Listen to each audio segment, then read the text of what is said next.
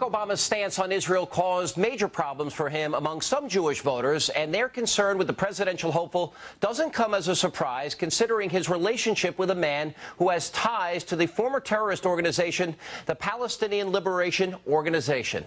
Senator Barack Obama, with his occasional American flag pin on his lapel, spoke in front of Jewish voters at a synagogue in Florida.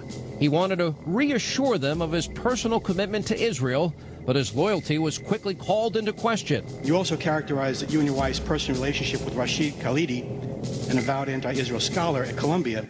You mentioned Rashid Khalidi, who's a professor at Columbia. I do know him because he taught at the University of Chicago, and he is Palestinian.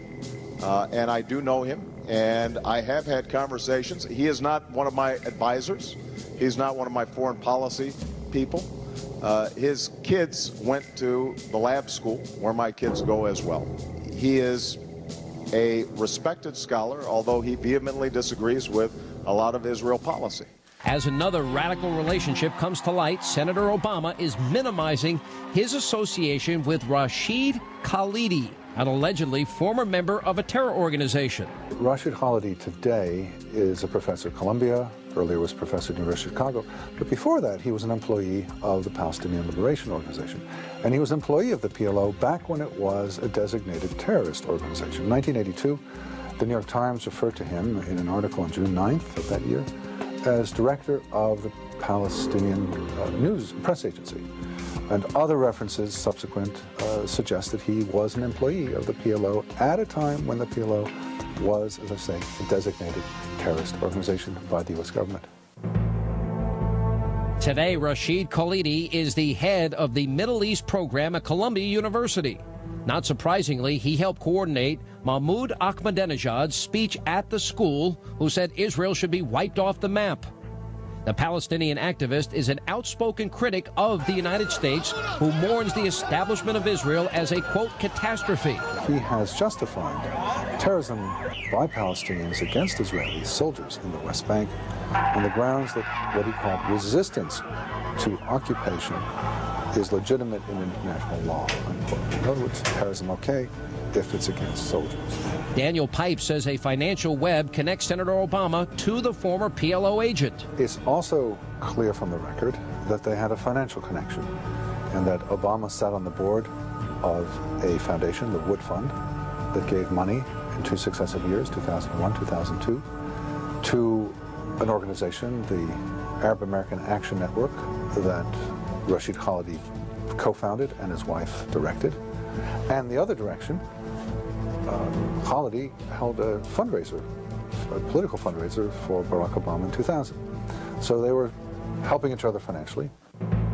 The foundation that Pipes referred to is the Chicago-based Woods Fund that both Obama and the unrepentant terrorist William Ayers co-chaired. Incidentally, Khalidi thanks Ayers in his book, Resurrecting Empire, saying that Bill was particularly generous in letting me use his family's dining room table to do some of the writing for the project.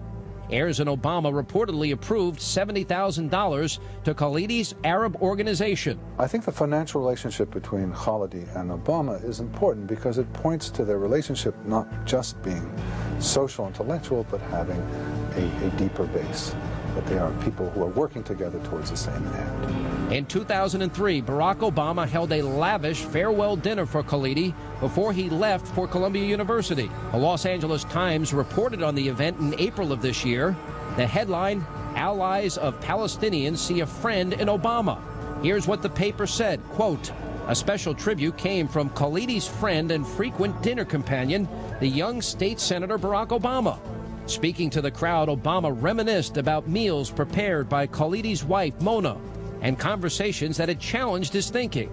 That night, Obama said his conversations with the Khalidis served as, quote, consistent reminders to me of my own blind spots and my own biases. It is for that reason that I'm hoping that for many years to come, we continue that conversation, a conversation that is necessary not just around Mona and Rashid's dinner table, but around the entire world, unquote. The Nation magazine published an opinion piece by Khalidi titled Palestine, Liberation Deferred. The piece opens with Khalidi characterizing the Palestinian question as a, quote, running sore, 5 days after, in the Atlantic magazine, Senator Obama responded in a similar manner, saying, quote, "This constant sword does infect all of our foreign policy." Coincidence? Or is Khalidi influencing Obama's Middle East talking points? Khalidi went on to suggest in his piece that Israel carried out ethnic cleansing of Palestinians. Hannity's America reached out to both Rashid Khalidi and Barack Obama. Both declined our request for comments. But as Barack Obama continues to grapple with his foreign policy vision, Jewish voters, like the gentleman you heard from earlier, are clearly concerned about the presidential candidate, as well they should be. After all, Obama's relationships with these types of people has even brought in support from terrorist organizations like Hamas. Hamas is an outspoken enemy of Israel's and has been very vocal about seeing Israel come to an end. In an interview earlier this year, Ahmed Youssef, chief political advisor to the prime minister of Hamas, said, quote, "We like Mr. Obama, and we hope that he'll win the election.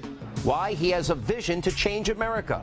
But if Obama has a vision to change America the way Hamas thinks is good, we all have something to worry about. And coming up, Barack Obama's earliest work experience was with an organization considered to be the largest radical group in America. We'll tell you who they are and what he did for them coming up right after the break.